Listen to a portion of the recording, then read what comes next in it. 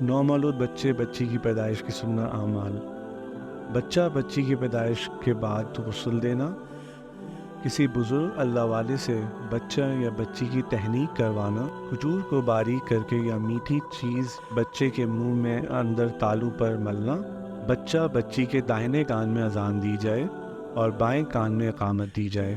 اگر بچہ خدا نخواستہ انکیوبیٹر میں ہو تو باہر ہی سے اذان دے دی جائے۔ ایک حدیث کا مفہوم ہے کہ بچے کے داہنے کان میں سورہ اخلاص پڑھنے سے ساری عمر بدکاری سے محفوظ رہتا ہے۔ بچے کے پیدا ہونے کے 7ویں دن عقیقہ کرنا، لڑکی کی جانب سے 1 جانور اور لڑکے کے لیے 2 جانور ذبح کرنا۔ نومولود کے سر کے بال کاٹنا اور بالوں کو ہم وزن چاندی یا چاندی کے بقدر رقم صدقہ کرنا۔ عقیقے کے دن سر منڈانے کے بعد بچے کے سر پر زعفران لگانا۔